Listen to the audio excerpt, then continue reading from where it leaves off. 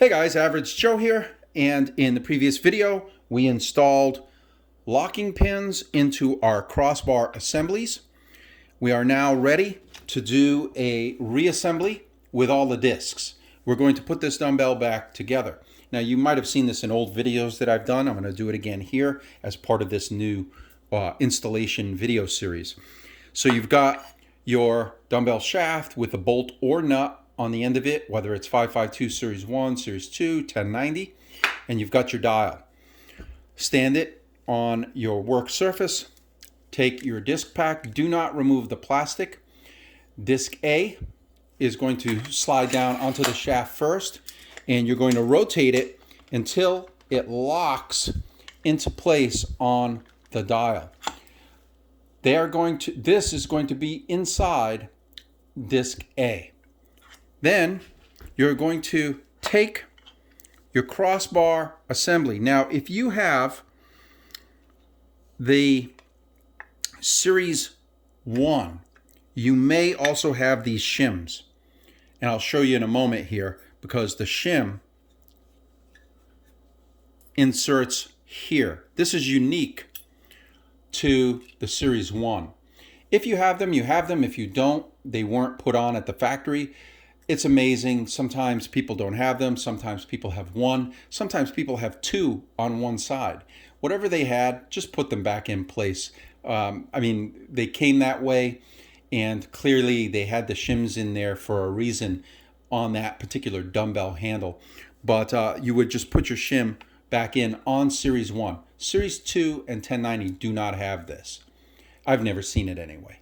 So you have your crossbar assembly. I'm holding it with both hands. If you've got the tape, great. But I'm going to slide this down onto the shaft, and I want this long slot to go on the long slot of this disc set. And the way that I do that is I flip this over, I slide it down onto the shaft,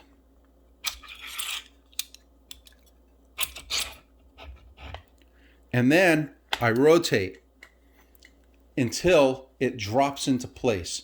So I'm going to grab this shaft for a second to show you. So this assembly rotated until this disc seated fully into this assembly. And what I mean by that, let me show you here, is this disc is going to seat fully into this plate. Now, if you have a knockoff or one of the plates with the unusual kind of flower petal shaped cutout here, there's one extra step, and I will link to that.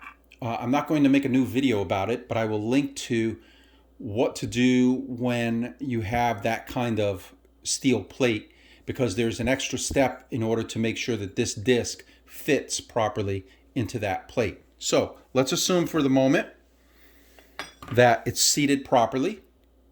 The next thing you're going to do is take your handle, slide that down on the shaft and turn it. And again, that seats as well.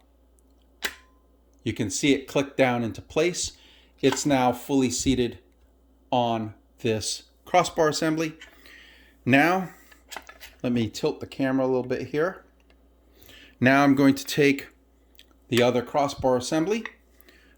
Once again, making sure that the original shim on a 552 Series 1 is on here. This bar is going to line up with this bar. That's a fact. It's just the way that this assembly works. But it doesn't make a difference what way you slide this onto the shaft, as you'll see in a moment here. I'm going to slide it on like this. But watch, when I rotate, it is going to drop down into place. They are now lined up. So the next part is taking this pack with the shrink wrap on it. And again, long slot, Make sure it's locked into place. There it is. Now the last part is the other dial and bolt or nut, depending on if it's Series 1, Series 2, or 1090. And you can take it out if you want. It doesn't matter. You're going to make sure that the long slot here goes into the long slot there. And then you're going to take your bolt or your nut. You're going to put it down into your dial. And then you're going to take your hand and you're going to push up on the shaft. You're pushing the shaft up as far as it can go from the bottom upward.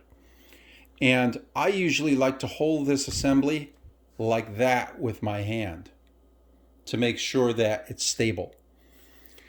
Now, the shaft is all the way up. I'm going to take my bolt or my nut. If I need new washers, by the way, now would be the time to use your spare washers if you need them. But I'm going to put that nut on the top. So now we are done with the reassembling the dumbbell. In the next video, we'll go over tightening the nut or bolt on the end of the dumbbell shaft. I'll see you in the next video.